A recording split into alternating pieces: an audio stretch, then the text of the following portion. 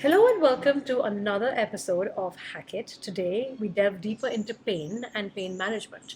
We are joined by a very special friend, a fellow female founder of WholyMe, which is an all natural pain management balm. She also does these lovely salts for your bath. I've tried them both and I can attest I carry a lot of pain on my shoulders. It's like a chronic issue almost. And I think there's a big story behind that, which I want to unravel with Celine. And I tend to use her Holy Me balm. It's lying next to my bedside table, and I put it on my shoulders, and I can just feel it instantly relieving my pain. So let's go and speak to Celine about her story. What made you launch this company? And tell us everything. Thank you for having me. I'm really happy to see you and to be here. So, how Holy Me started is, I feel, like these, I think you have a similar experience where you look back at your life and almost everything lined up to be exactly where you are today. From witnessed experiences, lived personal experiences, um, my studies, my work, it's all led me so clearly to the mission that I have today, which is actually to share the power of care. And when I was only 10 years old, I witnessed how a really stressful environment can impact your health.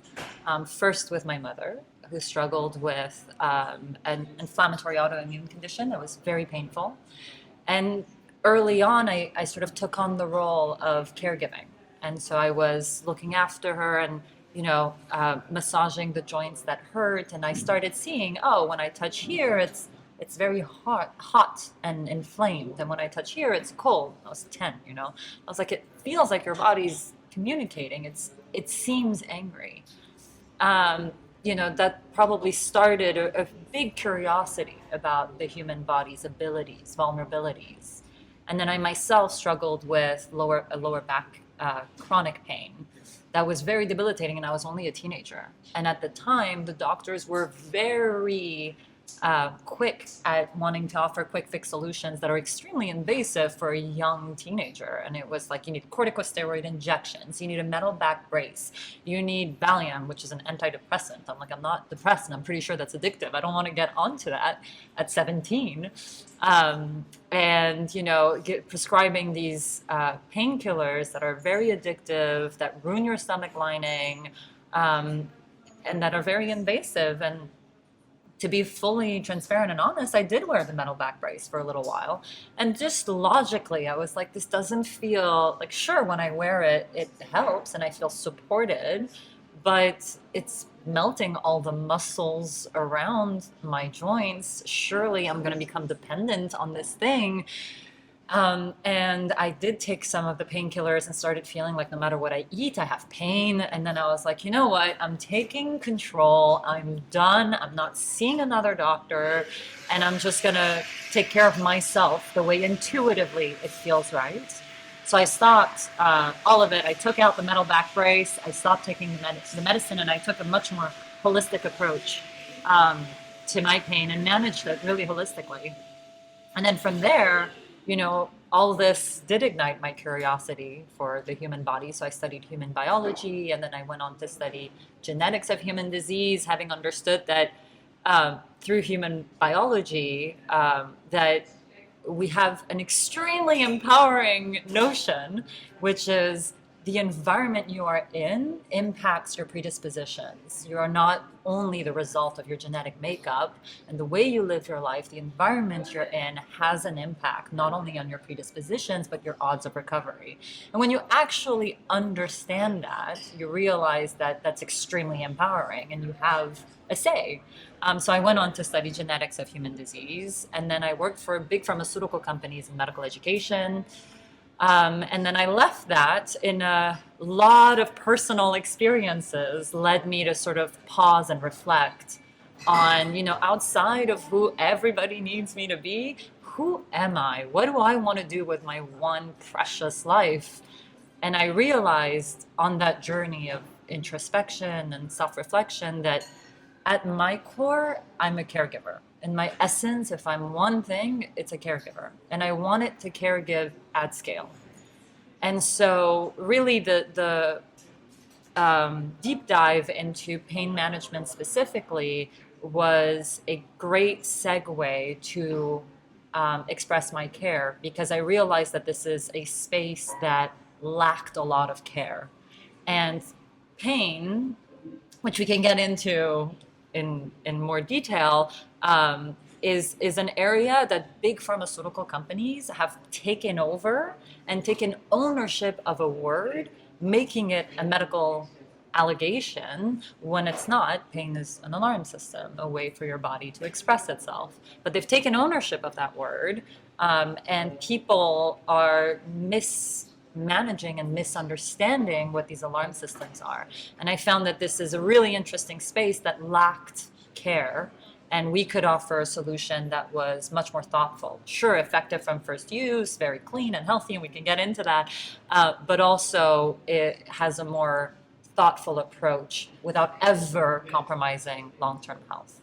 And so I started that mission with WholyMe, and as you said, we have products that are really self-care products, like the balm and the bath salts currently, and we're developing more that are always effective from first use without compromise to long-term health. But beyond that, we're really a brand that is trying to re-educate people on what pain is and how to address it more thoughtfully. Yes, let's talk about, so what is pain? So pain is extremely complex, and very different for everyone. In the more scientific term, we can categorize pain in a lot of different ways, which only, like, honestly, only the amount of different ways of defining pain just goes to show how complex pain is, right? You can define pain based on time of pain, duration of pain, and here you're talking about acute versus chronic. So acute pain is usually short-lived, usually just after an injury, usually subsides as healing occurs, and is anywhere below 3 to 6 months. Chronic pain is longer than 3 to 6 months in duration, usually associated with an inflammatory condition such as arthritis. And so that's when you're only trying to define pain according to time, but you can also try to define pain according to the mechanism that is driving the pain. So, this is when we talk about nociceptive pain. Nociceptive pain is about you have subcategories too. So nociceptive pain, you have somatic pain versus visceral pain. These are usually talking about tissues, tissue damage or involvement. Somatic being quite localized, visceral being, and more on the tissue front, visceral being more on the organ front and is harder to depict exactly the point of pain. And then you can talk about neuroceptive pain that's more on the central nervous system or the peripheral nervous system and has to do with your neurons, and it's not often linked to an injury directly. You have inflammatory pain, which has an inflammatory sub category. You have something we call dysfunctional pain, which doesn't fit into nociceptive or neuropathic pain, and therefore we put it in that category. Otherwise, we also refer to pain as what is the cause of the pain. So it could be a thermal, so induced by heat, for instance. We have chemical, so induced by a chemical interaction. We put it in like chemical pain. So you have also that kind of category. We also categorize pain according to the description of it. So is it throbbing pain? Is it a headache? Is it cramp pain? So you have that kind of categorization of pain. Anyway, it goes on, and there are so many different ways of categorizing pain. But really, if you boil it down to simplistic truth, is pain is an alarm system. It's your body being like, hello, I need you to pay attention. And it's frustrating that something so complex is trying to be simplified. When you think of pain, it is different from case to case, right? If you think of a paper cut, There is no severe nerve ending damage, but the pain is real, right? If you think of phantom limb syndrome, there is literally no limb, there is no tissue, but the pain is very felt and very real. And you can get into a car crash, have your arm on the other side of your body and not feel it at all, have no pain whatsoever, but there is severe damage there. So pain is extremely complex, right? If I were to go to a Taylor Swift concert and do an MRI scan of everyone's lower back, 50% would have a herniated disc. Not 50% will have pain. Pain is complicated. And it needs a very holistic approach that is pretty individualistic. And trying to simplify it is a gross misunderstanding of what it is. In fact, if you look at the studies, there's a study by GSK that looked at people in pain and what their pain points are. And 75% of the people in pain wish there was a better solution to manage their everyday pain. 64% of the people in pain turn to medical solutions, which are linked to over 5 health complications, right? Because they're readily available and because they're over the counter, people assume that they're safe. But the primary reason for chronic liver failure in the UK is paracetamol use. In the US, it's Tylenol use. So there's Painkillers. It's a massive People burden. pop them like it's popcorn. Absolutely, for Like, everything. It's crazy. Everyone's bedside has like a painkiller, ibuprofen, paracetamol. In the US, yeah, Tylenol. That's crazy. So how should one manage pain more naturally with things that don't have these side effects and off-target effects that these medicines do? There are so Because like you're many. right, like it feels like pain is like an everyday thing. Like you go to a Taylor Swift concert, you might have lower back pain. You go to the gym, you might have musculoskeletal pain. Absolutely. You might have some trauma. You might get some shoulder pain. I know I do. I'm sure it's linked with like responsibilities and all the weight, the world's weight that I carry on my shoulders, and then it's like every once in a while. Mine is chronic because it has been going on for a long time. Once a month or something. If I don't do anything about it, my body's like, "Hello, I need you. Listen Yeah. to me. If you're not going to listen, I'm going to start screaming," and that's pain, Exactly. right? So Exactly. how should one be managing? It's a pain? really, really good point, and that's the psychogenic kind of pain, which is your body-mind connection. I think one of the most important tools is to listen to your body.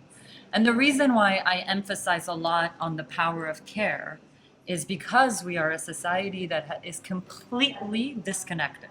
We're disconnected from each other, we're disconnected from our own bodies, and we have put a lot of value and glorified independence, which is a lie. Nobody is independent. It's a complete misconception, right? We are absolutely all interconnected, right? If you think of this tea that I'm having, if I was having it here on my own and being like, I'm such an independent woman, that would be a joke, right? Because the leaves in this tea bag were picked by someone in a farm. There was a transportation of those leaves to manufacturing, put into a bag that was woven. Like, so many people were involved in this tea bag being here today. And this place was built by builders. And, those waiters that came and brought this here, this table, this cup, everything.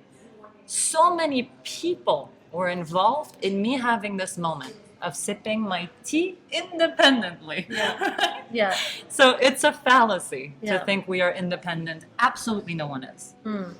And so I think one is really understanding that a lot of healing comes from understanding this interconnectedness, and that the power of care is what fuels our human existence. And it starts with taking care of yourself.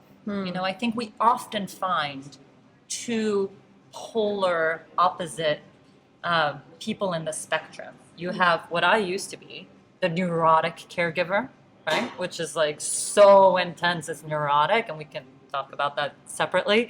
And the people that have become so self-obsessed. They're really, the example of when you're on board a flight, they say put your mask on for helping others. Yes. It feels like some people have put their mask on and are done. They're right? forgotten. They're forgotten. They're The forgotten. step But two. the reason you're doing that is to take care of others.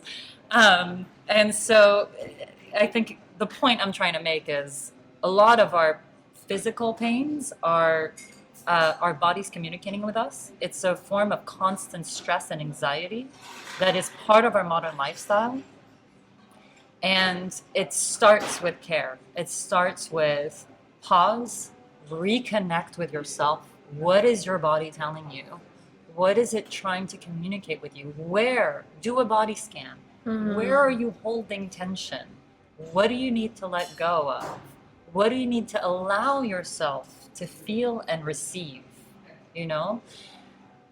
And when you do, you fill your cup. And when your cup is full, you're able to authentically care for others. And there is a massive ripple effect that comes from self-care and caring for others that is beyond measure. When you walk in the street and you smile at a stranger, you fill the cup a little bit. And then their cup is full so they can fill someone else's cup a little bit. Yeah. And so there is an immeasurable benefit to being caring. And in a society that really puts a lot of pride and power into endurance and persistence and high performance, I'm here to actually awaken the power of care. That it's not a soft weakness, it is where our power lies. And through WholyMe, the tools that we provide are encouraging that connection to self. It is always understanding that a lot of the areas in our bodies we hold pain have an inflammatory component to it. So we are focused on ingredients that have evidence for their anti-inflammatory properties. And it's very complex, and we have a huge obsession for quality that really, I think, is what makes our products so unique. It's really this obsession for quality. Our formulas are proprietary. We source every single ingredient ourselves. We test them for purity and potency. And for instance, every single ingredient in the balm, and there's 12 of them, have soothing, relieving, anti-inflammatory properties. Otherwise, we don't use them. So we have no diluters, no synthetics, absolutely nothing that doesn't serve a purpose. And so if I take one example ingredient like wintergreen, right? When one person says wintergreen, one wintergreen is very different to any other wintergreen, right? And testing the purity and potency is important because what is the molecule that I'm looking for in wintergreen that makes wintergreen interesting to me for the purpose I'm trying to serve is methyl salicylate, right? It's a very renowned anti-inflammatory. It's a medicine in a lot of drugs because that's what they extract, right, as medicine. Our methyl salicylate concentration in our wintergreen is 98%. That's an extremely pure and potent one, right? So everything, and I won't go into all 12 ingredients, but everything has a reason for being in there and serves a purpose, which is going to act on the inflammatory markers subcutaneously and relieve the pain. So it's not an analgesic, it will not numb it, and it's completely organic and natural and made sustainably with care to the planet that is providing us with these ingredients. We want to care back for it and do it thoughtfully. All of that to say, yes, the product in itself serves a purpose, and where you hold inflammation, it will probably relieve it. But more importantly, what we're doing is encouraging a self-care practice. So when we often say, keep it, which I'm happy to hear you do, keep it by your bedside and apply it every morning and every evening as part of your self-care practice. Scan your body. Where do you hold tension? There is so much evidence for the power of touch alone. Forget my bone. There's so much evidence for that. So if you just take the time to touch the areas of your body that are asking for attention, that alone is extremely powerful. Now combine that with botanicals that are relieving and soothing and help you in that process. You're giving yourself, you're filling your cup. You're caring for yourself, right? And we also have bath salts, of course, taking a bath, once a week. There is so much evidence for magnesium sulfate, which is Epsom salts, proprietaries in relieving inflammation, which is why it's so popular amongst athletes that use it for muscle and joint recovery. There is a lot of evidence out there. There's a lot of experts that talk about it. Ours is very particular because it is mined from the ground. It's not synthetically made, so all the minerals inherent to the formation of the salts are there. And we infuse them with other botanicals to really enhance its properties. So yes, the salts in themselves are beneficial, but what we're doing is saying, hey, take some time out, soak in, a hot bath. Take 20 minutes to shut down the noise and connect with yourself. And that practice, with or without the salts, is very beneficial. And in a world where we have constant stress, the effect that has is only harmful. Stress in itself is not harmful. It's this constant modern lifestyle exposure to stress that causes a chronic inflammation in our body that is harmful to our health, right? And so finding moments to tune in, to take care of yourself, it's not vanity, it is not selfish, it is essential, not only for you, but for everyone else in your orbit. So how to address everyday pain? Tune in, listen. Where is it held? Release it thoughtfully. And so you mentioned body scanner. Yes. Like, how do you do that? You close your eyes in a moment of silence by yourself in a comfortable position. Yes, that's exactly right. And you scan. You just take a few breaths, relaxing inhales, exhales, hold your breathing, see where am I holding tension? I can feel it right now. For me, it's my shoulders. Me too. I'm just like, okay, I'm so intensely into what I want to say, but I'm like, hey, relax, relax your body. You can see that your body is into the communication, into the conversations. What do you need to let go of? Let it go. And it can be emotional as well. Of course, that is the complexity of pain, right? It isn't simple. It's all encompassing. And the most important thing that I've witnessed in the people that I love and in myself, and that I practice now every day, is you will never be superior to your pain.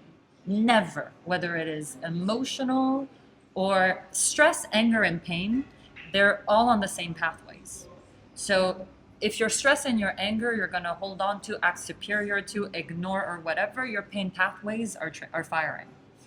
You cannot be superior to anything. And part of your human experience is actually loving that, is understanding that all these emotions, they are there for you to experience it. And you will grow from it, but you cannot suppress them. And the minute you don't want to grow, you want to be superior to your pain, and you have all this pride that's like, I will not be broken by this situation. I will not be affected by this. I am above and beyond. I don't feel these emotions. I will not act that way. You're going to have pain. You're going to get your ass kicked. Your body is beyond smart. I've been there. I've been there. Tell me about that. I feel bad sharing it on the podcast. But we had a very stressful we've had a very stressful 2025. Even though, like, on paper, on numbers, on social media, if you were a third person, you're like, oh my God, you guys are crushing it. And to be fair, we are, like, on certain metrics. Of course. But to get here, it's now March. And I remember, like, Tom and I used to have this joke where, like, literally every week there was a bomb blast in the business, like those kind of situations. But you know what was peculiar this year? It happened every week. It happened every single week. And I was really, I was fortunate that I was very intentional. I started my year with a very good morning routine, connection with self, like waking up before my kids wake up and giving that time to self, to breathe, to meditate, to walk. Amazing. Even when it was pitch dark, to walk, to have 6 a.m. gyms, which means you have to wake up at 5, that kind of thing. That, like, I think initially it really helped me deal with these bomb blasts. And then in Feb, towards the end, it came to a point where I started saying that, you know what, it's fine, bring it. I'm not going to, I've just reached a point where, you know what, I don't feel anything, whatever. That feeling of, like, I'm superior than my anger, I wasn't letting myself feel it, because I think I was just, because it was now week 8. There were 8 different bomb blasts, right? Yeah. And, like, I had these skin-related, like, allergies, stress-related allergies that were coming and going.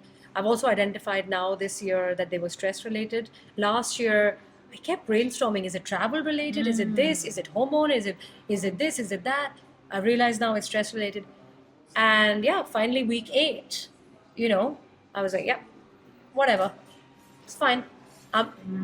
Nothing can break me. I'm titanium. I'm not even going to let myself feel it or go through it. It doesn't deserve my time. It's gonna kick your ass. Oh, it did. It did already. Oh, it did. It did. So what It happened? did. It did.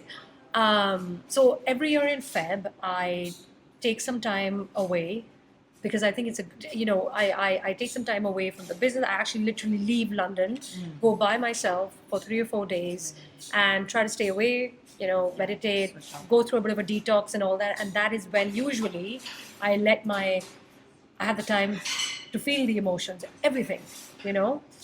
And this time I just felt it was going to be all work related and all that. And yeah, that trip just kicked my ass. Like everything that I felt, it was overwhelming. Um, think of it as therapy, right? And yeah, I think I felt way more than what I would have if I had just let myself deal with it at that time. And I think we do that as humans.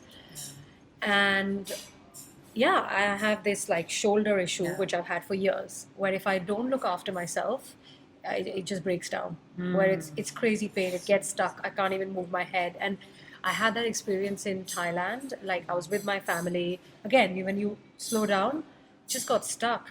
And I was in pain, excruciating pain for a whole week because I didn't have my usual doctor. I didn't have any of that.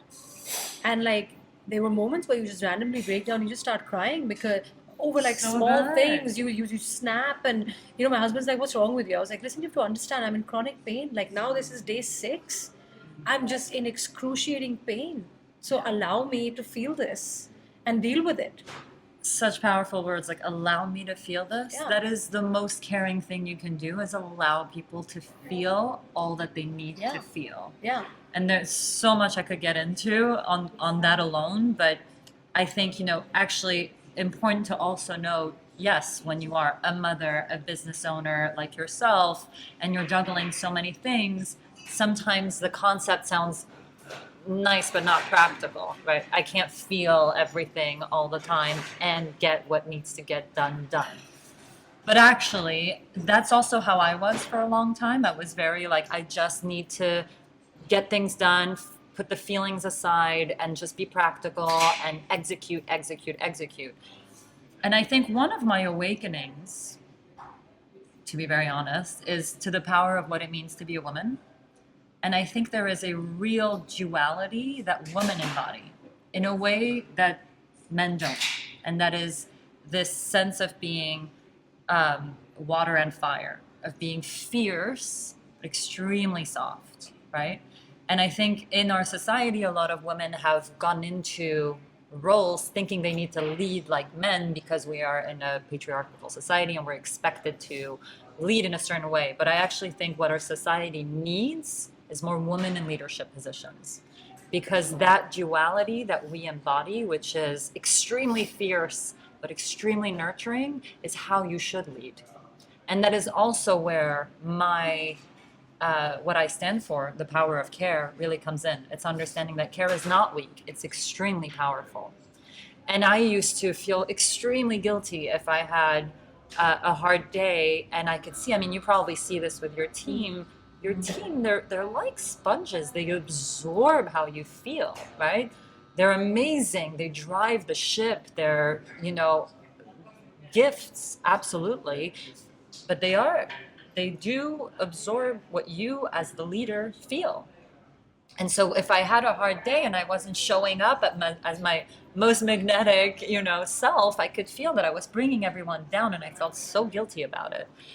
But I've actually shifted even my way of leading, because I'm now embodying what I represent. And, I rather come to my team and be super honest, because that's also not the culture I want to create. I don't want a culture of suppressing emotions. It wouldn't be in alignment with all our values at WholyMe. So I have to do the hard thing and be like, listen, today's a hard day for me. I'm not doing great, but I will do my best. And I'm not ignoring any of my responsibilities. I will do my responsibilities. But whatever I feel, I allow it to exist. And if I have to show up for an event and I can't actually be emotional, I can have a conversation with myself and just be like, okay, right now I'm going to need you to be strong, but I will carve out time this evening that is just for you, right? I'll cancel an event, I'll cancel whatever, and you will feel whatever you need to feel. We're not going to go above it. We're not going to suppress it long term. We're going to carve out time and you're going to experience whatever it is you need to experience. And the sooner you allow your body to be this vessel for which emotions come in and out, the more they flow, and actually the easier it is. And you are more flexible, you have more energy, and it all stems from this, just not resisting. I love that. I find it fascinating that all this mental, emotional burden somehow gets expressed as physical pain in the body. Like there is this book that I have, well, actually, my husband has, where you can, it's a pretty big encyclopedia called Body, and you can literally look up. Like if you're feeling, let's say you do a body scan and you feel a shoulder pain, you can look up and you can find shoulder pain and it tells you what does that mean. I know what it means because I've looked it up. It means family responsibility. It means a lot of responsibility, and that you carry in your shoulder. Like jaw pain means something else, knee Yeah, pain means absolutely. something else. And I just find that fascinating, the connection between mental health and emotions and being expressed through your body as physical Absolutely. pain. And I don't think people know that, by the way. They think it's injury or they think I bumped my leg. And, I think it's genetic that I have like knee pain or, I don't, I think there is a layer that you can probably go deeper in. And I think it's psychological, mental, conscious, unconscious brains, trauma that you probably trapped somewhere. I think there is, and There's so many layers. but the thing is, doctors don't even know that. They're not educated. It's like the same as nutrition. No, because why? Because the doctors are trained in medical school. Yeah, to sell and medicines.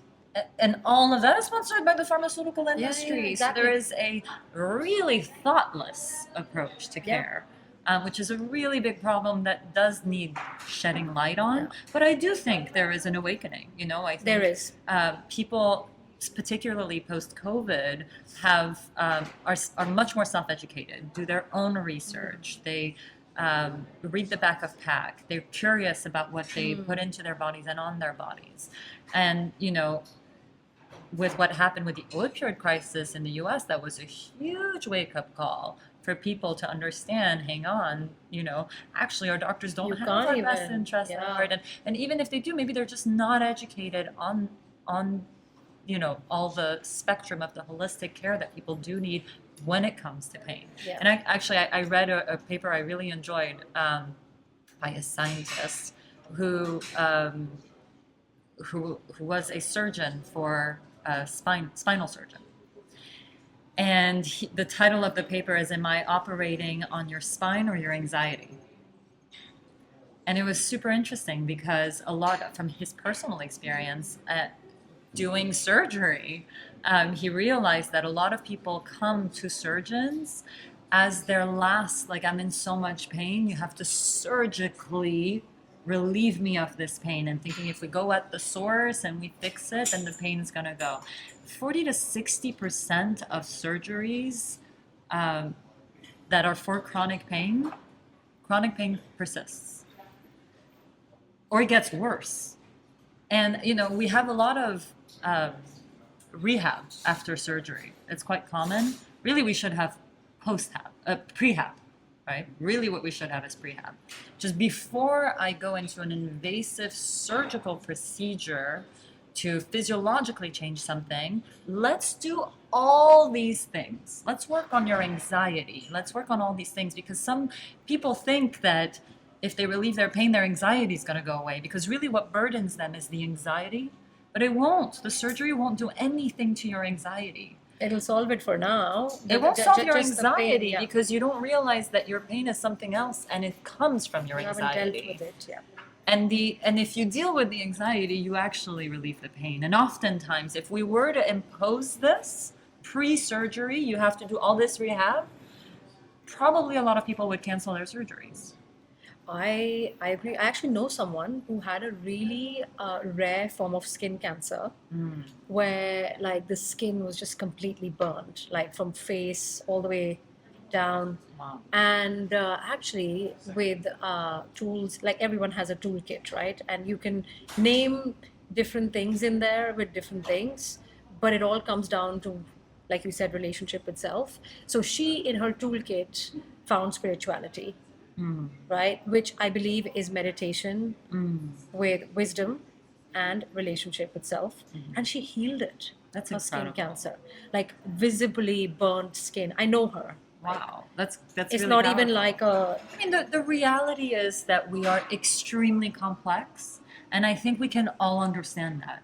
That one treatment for the same condition will not work for everyone. Every doctor knows this. no one size fit all. No one size fits all. We're very complex, and we do absolutely need a holistic approach. And it's because these are effective that we are seeing the shift in consumer behavior, right? Yeah. Even for me, a real clarity of this shift in consumer behavior. So when I started WholyMe 5 years ago, I would talk to a very different audience. The absorption for what I would say was very different. Like, oh, this natural stuff doesn't work, right? It was very dismissive. It was very unclear. Today, I'm talking to a very different audience. Today, I have the largest pharmacy chains coming to me saying, actually, so we're in Holland and Barrett, which is a natural store, which is great for brand visibility and recognition and access, because at the end of the day, I want to be accessible. Yeah. I want you to Yeah. be able to relieve yourself in a healthy way. So in that sense, it's great. But we're a natural product store.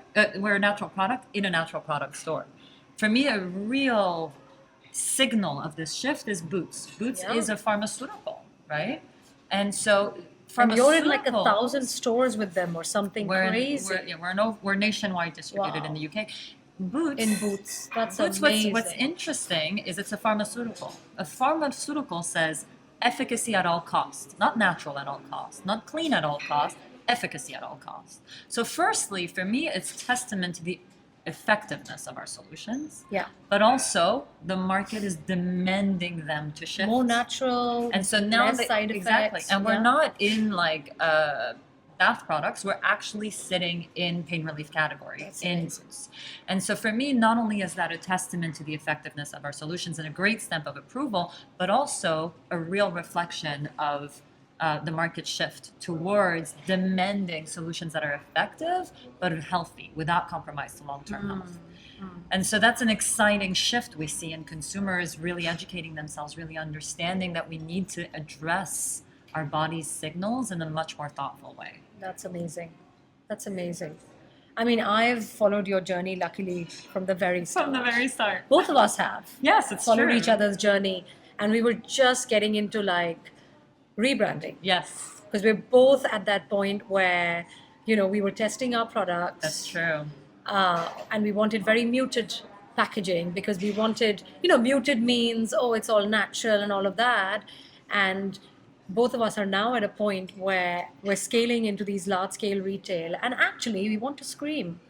We want to shout to the customer and say, hey, just because we look pink and as attractive as an unhealthy product, right, doesn't mean that we're equally attractive, and we just want to make it very clear to you using these attractive packaging, because packaging is a whole minefield, right? Packaging is the reason why customers are confused, right? Like, for example, in the food space, this, anyone knows this, you go into a supermarket and there are like brands screaming at you, high in fiber, and you pick up the pack, you turn the back of the pack, and suddenly you're just like, but why don't I recognize a single ingredient in here? If you were so good, why don't I recognize anything in here? There's nothing food grade in here. Everything is just chemicals. High protein. And suddenly you turn the back of the pack and you see all these chemicals. So packaging is a minefield. The most attractive products screaming at you. Unfortunately, most customers are, or at least up till now, and maybe things are changing, they don't turn the back of the pack. They just look at the front and they kind of buy it because they're like, hey, it says no sugar. Just turn the back of the pack. Just, can you recognize those things in there? If you don't, please don't buy it. That's a false marketing claim. I'm assuming similar things happen. So for me, the rebrand is actually really interesting because my rebrand is stemming from my own personal growth as a founder. And when you met me a few years ago, I was very young when I started WholyMe. I'm only 32 now, so I was In your mid 20s, 20s, mid God, 20s, baby. a baby. And I think I wanted to go with sort of muted, clean, clinical looking. Same. Now looking back though, I can own that really what was happening was it was a reflection of me. And I was not owning what I stand for and who I am deeply. I had personal judgments over, oh, I don't want to be cute or too woo woo, or, Too I'm controversial. scientifically rigorous. I am scientifically rigorous. And that this is all that I want people to trust because this is all. Same. And it's really interesting because as I am growing as a woman, as a founder, as a human, I'm realizing that actually I have shed a lot of my fears, a lot of my self limiting beliefs, a lot of um, care about who thinks what, right? So, in that sense, I fully embody who I am today. I'm constantly evolving and I'm constantly changing. But I really have stepped into and own who I am, what I stand for, the difference I want to make in the world, and how I want to make it. And I'm unapologetically me. So the new branding, which you will see, actually is an embodiment of how I have grown and who I am and what I stand for. And if, I was very clinical and muted, the new branding is really trying to show that I am actually deeply invested in the power of care. And so the way everything is designed is in that way. And I've tried to go with agencies and freelancers, and I've spent an outrageous amount of money on trying to get this right. And I refuse, no matter how much money has gone into failed attempts, to change the branding if it wasn't really resonating with what I deeply, profoundly feel. And it might have frustrated my team, like we've done all these iterations, we need to go for it. It wasn't doing it. And for me, it wasn't like I need to stand out on shelf, it needs to pop compared to others. I said it needs to be profoundly embodying what we stand for, and nothing else matters. And so I did a rebrand, and I can't wait for it to be released. I can't wait to see it. And it's really embodying that. So the colors we use, the text on pack, the ingredients we use, the logo, all of it has a reason for existing. Just like I have a reason for existing. And my mission is to share the power of care. And a lot of care has gone into the formulations, into our full supply chain, into the team, into the way we act, into the branding, and every single element is there very thoughtfully chosen, really representing that. So I really hope it comes clear when people experience it, but trying to build a universe that is beyond the products, because I think what I focused on was very product focused. I wanted to really demonstrate the efficacy and the need and the demand and the product market fit, and I've done that for years, and we're widely distributed with only 2 SKUs, and we're doing well, thankfully. So I think I've demonstrated product market fit, and I have constant 5-star reviews, and I know based on what people tell me that it is effective and that it is helping people, and that fuels me. But what I think I want to really step into is being a brand beyond products, a universe you want to be a part of, and a mission you want to stand in, and that is that power of care. That's amazing. So powerful. Thank you. I love founder-led, mission-driven brands because I think like the integrity in the product, the thought in the branding and the packaging, and there's so much love and soul that goes So into it. much. I don't understand like when people go shopping, like how do they pick like a big company brand versus like a small founder-driven, mission-led product? Like how does that even compete? Like to me, there's no competition. But like, I think there's a shift happening. You're right. For sure. I think this is why we do this podcast, right? It's a wellness platform. It's like, Yes. yeah, let's talk about how do you live longer and disease free, or how do you manage pain but without opioids? What can you do every day for yourself? especially as and women. for others, right? And It's for like others. understand that doing it for yourself is doing it for Is others. doing it for others, because like you said, when the mask comes down, first you, so you can help So you others. can help, exactly. But like, by the way, women forget that, because Of course. women are just made, we are, like you said, natural givers. We produce human beings. We create, like we're the creator. We're create everybody's first life. home. I know. But if I can I tap into this for a second? One of my awakenings to womanhood is also actually women need to understand. I think they forget the power that is within them. And you are literally everybody's first home. That is an incredible power, because by being everybody's first home, you are also the source of all life and of all love. Whether you choose to go on that journey or not doesn't matter. That is what you are, right? I agree. And when you forget the power that lies within that, we have a bunch of wounded children in society. And people are not stepping into their full power because you're forgetting that you are that. And it's so important for you to stay whole, as in not lose yourself in motherhood or in anything, because your wholeness will enable, if you are a mother, for that soul you brought into the world, this is going to sound a little woo-woo, but to fully express itself. Because ultimately, you don't have ownership of your child. You have launched a soul into the world to have an experience. And your role is to protect them, love them, make them feel so safe that they can express themselves. And this sort of neurotic caregiving, it's actually unhealthy.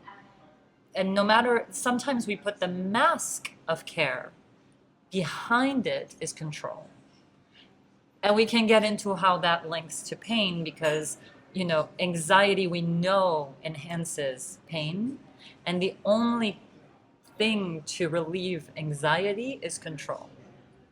And so we can put a lot of, and this explains why there's bullying in school, why people are trying to exert so much control. It's to manage their anxiety. Deep down, that is what is happening, which is why we need this sort of nurturing, loving, caregiving woman in the world to lead in a more thoughtful way. I'm getting in all different directions. No, look, I mean, our audience is, a lot of it is female. And I think it takes a lot of, you have to put in a lot of work in yourself. Yes. To understand these things, because it's not easily understandable if you don't give it the time. There is also, I think, an awakening amongst women. I also think that, it's not without any reason, and Gabor Mate says this, it's not without any reason that women have far more chronic pains than men do, right? Women have shrunk themselves to meet men at what they can handle. But then you're also not encouraging their growth by doing that. And women are very complex. As creators of life, there is also a huge flowing world within us. That means we are water and fire. We are nurturers and fierce. We are incredibly protected. We are dualities, right? And also, according to, and I really think, this is something, said this to a friend of mine. I literally did a 101 female biology class for someone, because I was like, you know what, a lot of men, this was a man, a lot of men want to spend their whole life with a woman. They want to, because, we're home, so men want to come home. Yeah. Right? So a lot of men want to spend the rest of their lives with women, but do not understand what a woman goes through biologically. That's it, just biologically. And if you look at our fertility window, there are different cycles that happen during our fertility window. That means we are going to be different women according to where we are in our cycle. Then we go through perimenopause, we go through menopause, we go through postmenopause. All of this, you want a woman for the rest of your life? Educate yourself. This is what you are signing up for. Do you have the shoulders for it? Or do we need to shrink ourselves to what you can handle, which then means we are suppressing sides of ourselves, which then means we suffer far more conditions than men do. And you can't suppress anything, is what I was trying to say when it comes to pain. You have to be fully embodied and expressed. And women have to fully express themselves, also for men to grow and for society to change. And I really firmly believe this. And, I think it's becoming more accepted. I really do think everybody acts from the level of awareness that they have. And if we can just own our stories, it's not about healing, it's about being aware so that we can show up authentically and live authentically. And bottom line, that is all that success is, living in alignment with who you are. That's it. That's all that it And is. you'll probably live a more pain-free life. 100% Because I guaranteed. feel like when I'm more in connect with myself, Yes. when I allow myself and, let my feminine side embrace and, feel things and really deal with stuff, like take my time to deal with, issues, I feel like I am pain-free. The pain starts knocking when you don't deal with Of things and you course. don't take out time for yourself. Of course. And self could be self-care through your products. Yeah. I'm sure your products further. So I think the big takeaway for me is, because I do meditate on a weekly basis quite regularly. Days I don't work out, like today I meditated because I didn't have workout in the morning. And I do a lot of breathing. I think this is one thing I'm going to incorporate, is doing this body scanning. So closing my eyes, Seeing where is starting it? from head to toe, understanding where the pain is, and then of course combining it with natural products like yours that help with that. It's a little Exactly. indication to self that Exactly. you're looking after yourself. Exactly. Every day incorporating these little moments, these little practices that shows your body, hey, I'm listening, I'm here.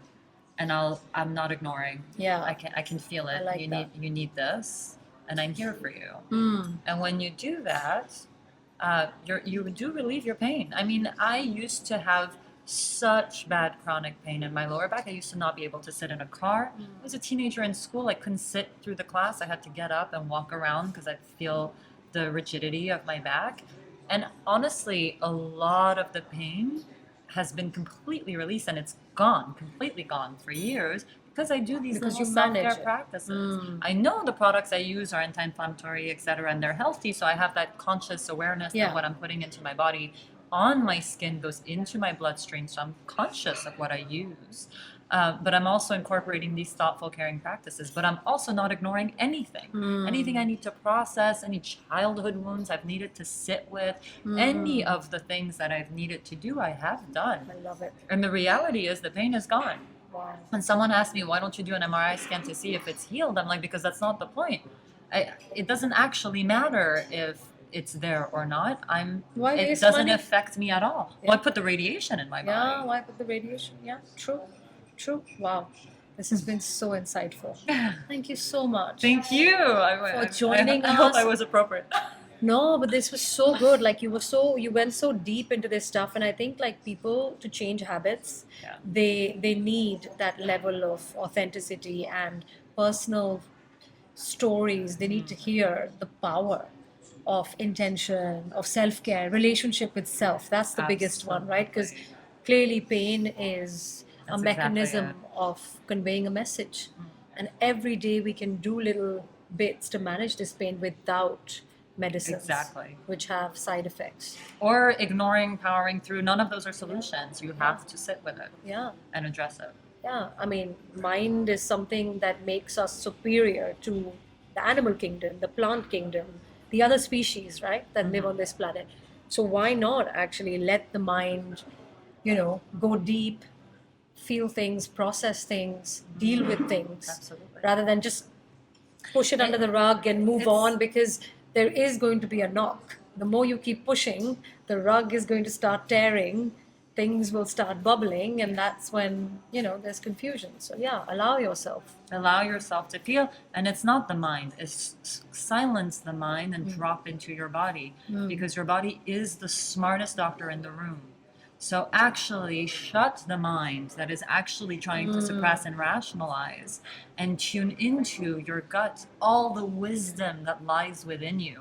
And this is not woo. As an epigeneticist, someone who has studied genetics of human disease, we know Yeah, we know. that you inherit this epigenetic layer beyond your DNA. Yeah. Right? We know this. It's scientific. I've studied it. Epigenetics is a thing, 100%. Exactly. Yeah. And so we know this, and we have a lot of inner wisdom, and our bodies are trying to talk to us. And if your mind wants to rationalize, power through, ignore, be superior to, you have to shut it down and tune into what your body is saying. I love it. I know I'm going to start incorporating this in my Good. morning practice. Please do. So thank you for coming here and sharing. Thank you for having me. This has been really, really enjoyable. Thank you. I loved it. Thank you for listening to Hack It. I hope you enjoyed the insights and stories that we shared today. Are you hungry for more? Follow us on Instagram at The Foodhak. That's a hack without a C. Or subscribe now to be the first to hear about our next episode when it drops. See you next time.